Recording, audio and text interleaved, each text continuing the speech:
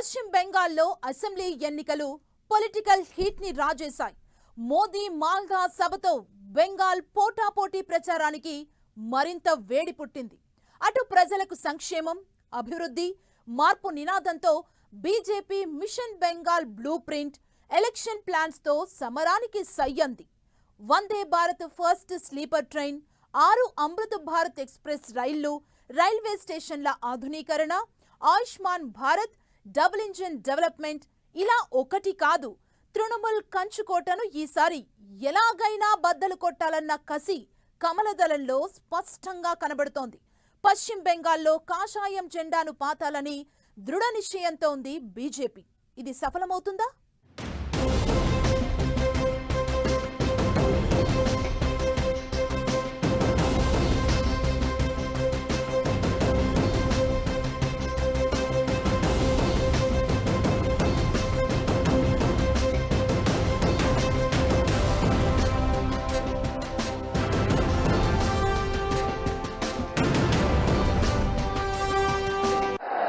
TMC को भगाना चाहिए कि नहीं भगाना चाहिए?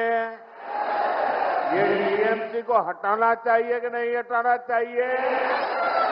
बंगाल को बचाना चाहिए कि नहीं बचाना चाहिए?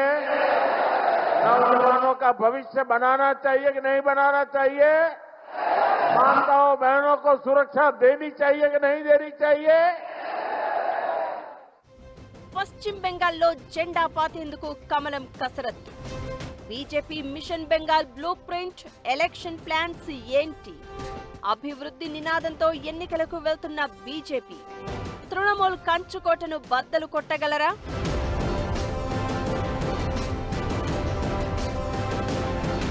పశ్చిమ బెంగాల్లో 2026 ఎన్నికల రాజకీయాలు వేడెక్కాయి. మోదీ ప్రచారంలోకి దిగడంతో ఈ ఎన్నికలు ఇప్పుడు రణరంగాన్ని తలపిస్తున్నాయి. మాల్దా ర్యాలీతో పొలిటికల్ హీట్ జనరేట్ అయింది. పల్టానో దర్కర్, చాయి బీజేపీ సర్కార్ అంటూ బెంగాలీల్లో మార్పు నినాదం, కమల వికాసానికి సంబంధించిన స్లోగన్స్ ను మెల్లగా ఎక్కించే పనిలో పడింది బీజేపీ. ఇందులో భాగంగానే పలు అభివృద్ధి కార్యక్రమాలతోనూ మోదీ సర్కార్ ఎన్నికల్లో గెలుపు కోసం వడివడిగా అడుగులు వేస్తోంది.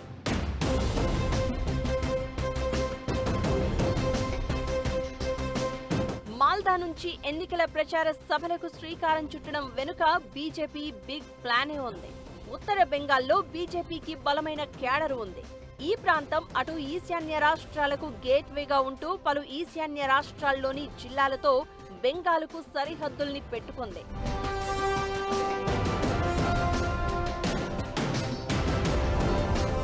ఎన్నికల వరాలు, అభివృద్ధి పనుల్లో భాగంగా దేశంలోనే మొదటి వందే భారత్ స్లీపర్ రైలును, 6 అమృత్ భారత్ ఎక్స్ప్రెస్ రైళ్లను ప్రారంభించారు మోదీ.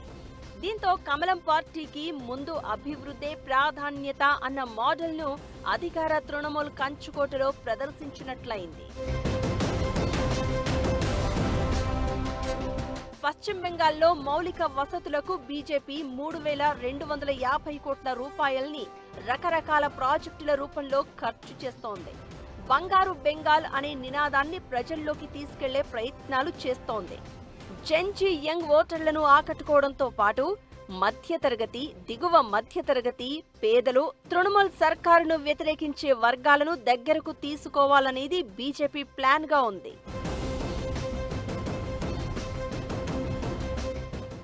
19లో జరిగినటువంటి లోక్సభ, తర్వాత జరిగినటువంటి అసెంబ్లీ ఎన్నికలు, 2024లో జరిగినటువంటి లోక్సభ ఎన్నికల ఓటింగ్ తీర్పులను చూసినప్పుడు బీజేపీ బలం 38 లేదా 39% అటు ఇటుగా ఒక స్థిరత్వం అనేటువంటిది మనకి కనిపిస్తుంది.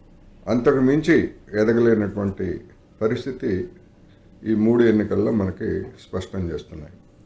మొన్న జరిగినటువంటి లోక్సభ ఎన్నికల్లో ఒక 6 స్థానాలను బీజేపీ కోల్పోయిందనేటువంటిది కూడా మనం గమనించాలి. ఈ పరిమితుల నేపథ్యంలో మరింతగా పశ్చిమ బెంగాల్కు వరాలు ఇచ్చి లేదా అభివృద్ధి చేస్తాము అనేటువంటి పేరుతోటి బీజేపీ ఒక గేమ్ ప్లాన్ ప్రారంభించింది. పశ్చిమ బెంగాల్లో వైద్యం పడకేసిందని, దయలేని క్రూరమైన మమతా బెనర్జీ పాలనతో ప్రజలు విసిగి వేసారిపోయారని మోదీ ప్రభుత్వం ఆరోపిస్తోంది. బెంగాల్ ఐడెంటిటీ, హక్కులు, అభివృద్ధి పాలన కోసం బీజేపీ అధికారంలోకి రావాల్సిన అవసరం ఉందని కమలం నేతలంటున్నారు. ముంబై, తిరువనంతపురంలో మున్సిపల్ ఎన్నికల్లో కమలం సత్తా చాటడంతో ఈ పాజిటివ్ వైబ్రేషన్స్ రానున్న బెంగాల్, అస్సాం ఎన్నికలపై పడుతుందని భావిస్తున్నారు. మాల్దా, ముర్షిదాబాద్, ఉత్తర 24 పరగణాల ప్రాంతాల్లో పట్టు కోసం బీజేపీ ప్రచారం ముమ్మరం చేసింది.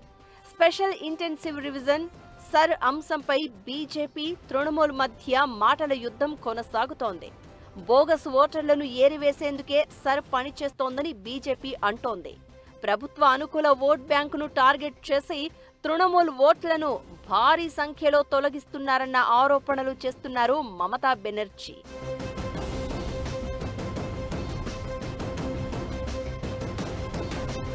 ప్రతి నియోజకవర్గంలో జోన్లు, మండలాలుగా విభజించి బీజేపీ ఎన్నికల స్ట్రాటజీని అవలంబిస్తోంది.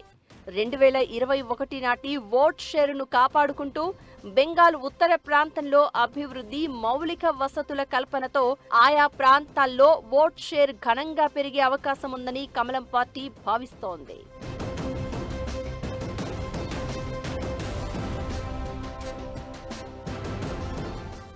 అధికార మమతా బెనర్జీ నేతృత్వంలోని తృణమూల్ కాంగ్రెస్ కోటను బద్దలు కొట్టడానికి BJP mission Bengal blueprint ని సిద్ధం చేసుకుంది. దీనికోసం 294 అసెంబ్లీ నియోజకవర్గాలను 3 భాగాలుగా విభజించింది. ప్రతి అసెంబ్లీ నియోజకవర్గంలో క్షేత్రస్థాయిలో క్యాడర్ బలంగా ఉండేలా చర్యలు తీసుకుంటోంది. ప్రచార పర్వంలో కూడా ఇలాంటి వ్యూహాలని అమలు చేస్తోంది. బూత్ విజన్ సంకల్ప పేరుతో ప్రతి పోలింగ్ బూత్ వద్ద సప్తరిషి అనే 7 కార్యకర్తల బృందంతో కమిటీల్ని వేస్తోంది. వీళ్ళు ఓటర్లతో నిరంతరం సంబంధాలను కలిగి ఉంటారు. ఓటర్ల జాబితాలోని ప్రతి పేజీకి ఒక బాధ్యుణ్ణి నియమించి ఓటర్లను పోలింగ్ కేంద్రాలకు చేరవేసేందుకు ప్రముఖులను నియమించింది. స్థానిక నేతలకు తగిన ప్రాధాన్యత ఇస్తూనే కేంద్ర మంత్రులు అమిత్ షా వంటి అగ్రనేతలు నేరుగా పర్యవేక్షణ చేస్తుండటంతో ఈసారి మిషన్ బెంగాల్ ప్లాన్ వర్కౌట్ అవుతుందన్న అంచనాలు కమలం పార్టీలో నెలకొన్నాయి.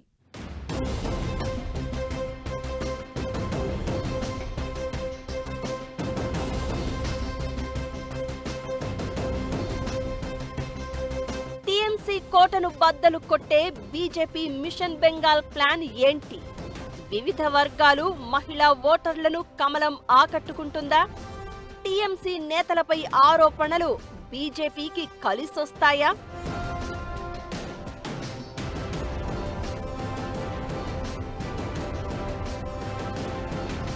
గత 10 ఏళ్లతో పోల్చితే వెస్ట్ బెంగాల్లో బీజేపీ గ్రాఫ్ గణనీయంగా పెంచుకుంటూ వస్తోంది.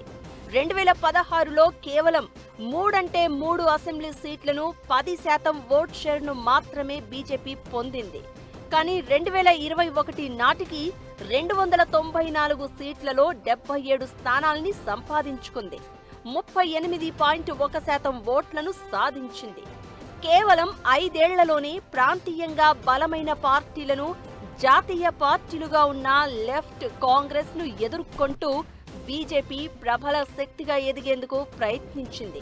అందులో సక్సెస్ అయింది కూడా. 2019 లోక్సభ ఎన్నికల్లో బీజేపీ 42 సీట్లకు 18 సీట్లను గెలుచుకుంది. అంటే 40% పైగా ఓట్ షేర్ సాధించిందన్నమాట. 2024 ఎన్నికల్లో మాత్రం బీజేపీకి ఎదురు దెబ్బలు తగిలాయి.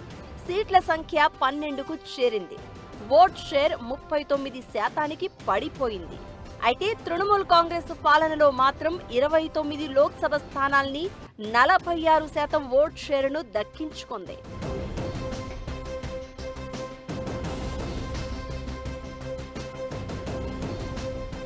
బెంగాల్లో మమతా బెనర్జీకి మహిళా ఓటర్లు ప్రధాన బలం. సందేశ్ ఖాళీ లాంటి ఘటనల్ని ఉదాహరణ చేస్తూ మహిళల రక్షణ విషయంలో రాష్ట్ర ప్రభుత్వం విఫలమైందన్న ప్రచారాన్ని ముమ్మరం చేస్తోంది బీజేపీ. సోషల్ మీడియాలో టీఎంసీ వైఫల్యాలను ఎండగడుతోంది. సోనార్ బెంగాల్ నిర్మాణం అంశాన్ని ప్రధాన ఎజెండాగా ప్రజల ముందుకు తీసుకెళ్తోంది. బెంగాల్లో గతంలో కుల రాజకీయాల ప్రభావం తక్కువ.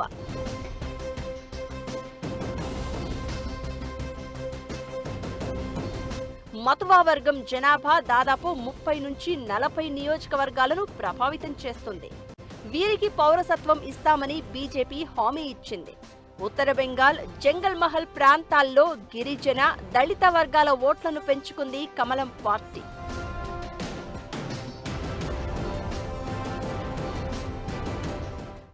బీజేపీ ఏలుబడిలో ఉన్నటువంటి ఉత్తరప్రదేశ్ కానీ, మధ్యప్రదేశ్ కానీ, లేదా బీహార్ కానీ, ఇవన్నీ రెండింజన్ల పాలనలో ఎంత అధ్వానంగా ఉన్నాయో మనం చూసాం.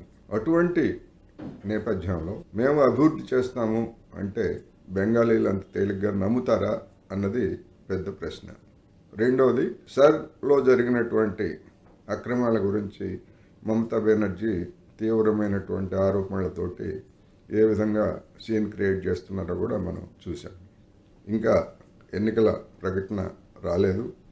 అక్కడ వామపక్షాలు, కాంగ్రెస్ ఏ విధంగా ఉంటాయి, రెండు కలిసి పోటీ చేస్తాయా, లేకపోతే కాంగ్రెస్ మమతా బెనర్జీతో కలుస్తుందా, ఇలాంటి ఇంకా అనేక అంశాలు తేలాల్సి ఉన్నటువంటి నేపథ్యంలో ఇప్పుడే మొత్తంగా ప్రిడిక్షన్ అనేటువంటిది చెప్పడం సరైనటువంటిది కాదు. అవినీతి అంశం ఈసారి బెంగాల్ ఎన్నికల ప్రధానాస్త్రంగా మారింది. ఏకంగా అధికార టీఎంసీ మంత్రులు, నేతలు వరుసగా ఈడీ, సిబిఐ విచారణలు ఎదుర్కోవడం బీజేపీకి కలిసొచ్చే అంశం. శారద, నారద కుంభకోణాల నుంచి ప్రస్తుత టీచర్ రిక్రూట్మెంట్ స్కామ్ వరకు ప్రతి విషయాన్ని ప్రజల్లోకి తీసుకెళ్లే ప్రయత్నం చేస్తోంది. గత ఎన్నికల్లో మమతా బెనర్జీ బీజేపీ నేతల్ని బయటి వ్యక్తులు అని ప్రచారం చేశారు. ఇది టీఎంసీకి కలిసొచ్చింది. ఈసారి బీజేపీ బెంగాలీ అస్తిత్వం నినాదాన్ని భుజానికెత్తుకుంది. రవీంద్రనాథ్ ఠాగూర్, సుభాష్ చంద్రబోస్, స్వామి వివేకానంద లాంటి మహనీయుల వారసత్వాన్ని తాము కాపాడుతున్నామని చెప్తోంది. ప్రసంగాల్లో కూడా ప్రధాని మోదీ, అమిత్ షా లాంటి నేతలు బెంగాలీ భాషను వాడుతున్నారు.